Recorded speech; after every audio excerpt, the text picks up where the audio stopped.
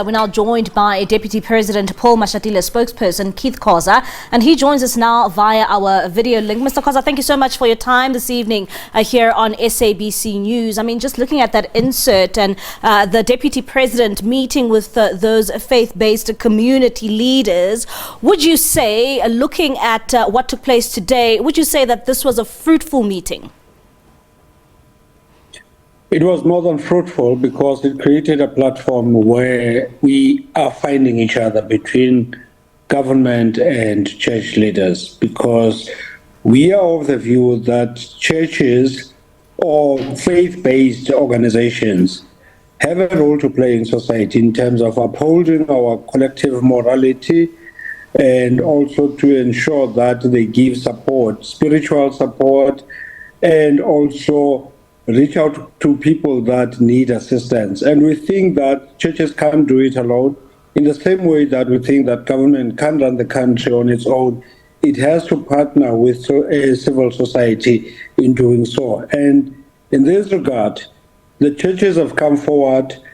They've laid bare their plans to work with government, and to that extent, we think that it's going to go a long way in assisting to collectively deal with the issues that are confronting society. And when we talk about the issues confronting society, I mean, we heard there from religious leaders, issues around crime, gender-based violence, unemployment, poverty, and the list really just goes on. And listening to those problems that have been raised, what has the Deputy President committed himself in immediately addressing, just hearing from the problems being faced by those communities?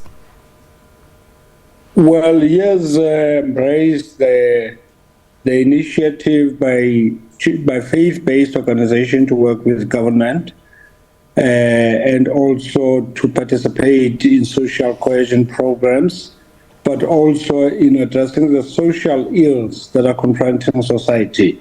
That's one of the things that the DP embraced. But secondly, the DP then threw the challenge to churches to say that churches can't be bystanders on issues that are affecting society, because if you look, every Sunday people go to church, and the reason why people go to church is they need inspiration, they need to be consoled, they need to find their spiritual being, and they need to also raise issues that are affecting societies, like issues of drugs, and they would go to the church and say, pray for us, pray for our kids, pray for our society, because we have tried our best and we're not winning. So we believe that churches have always been there in society, and churches have been a place where people go when they're confronted with challenges. The priests and or faith-based leaders have always played a role to carry society in prayer, in terms of programs that they undertake and so on, but also in discussion on pertinent issues like the whole issue of societal morality and so on. So churches have a role to play, and we want to ensure that they do so in partnership with government, not in isolation. And looking at this relationship now that has been fostered with government to try and tackle some of the social ills being faced in various communities, how will this relationship work? I know that you're touching a bit here and there when it comes to what already churches are dealing with, but now that it's a relationship between government and churches, how will this actually work in bettering society?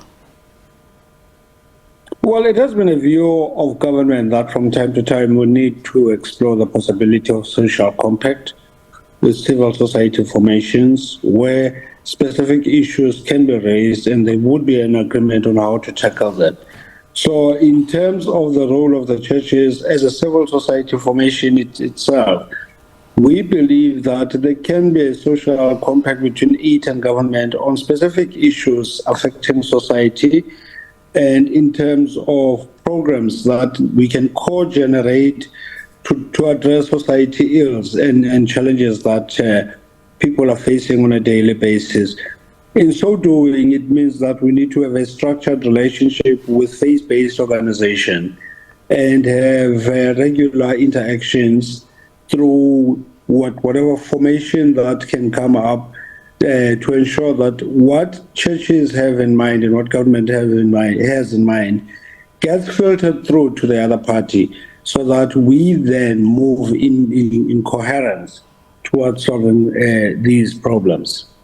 And how soon can we begin to see, some of these problems or these programs now are being fast-tracked and to try and resolve some of these issues? So how soon can we actually see this being implemented on the ground? Well, the commitments are there already, and the churches are working on some of these. The issue is really for government to support some of these initiatives. And also government has taken its own initiatives to deal with issues of crime and so on, drug use and so on. We want churches to come on board and pledge their support and participate in those programs. In that way, we'll be finding each other, not in terms of words, but in terms of action that we'll undertake as two parties that are committed to solving some of these problems. Another big problem that has faced society, Mr. Khoza, is indeed the issue around gender-based violence. I mean, even during the pandemic, the president himself said that gender-based violence is a pandemic on its own. When dealing with gender-based violence, especially in churches, what are the plans here from government side that will intertwine with faith-based communities?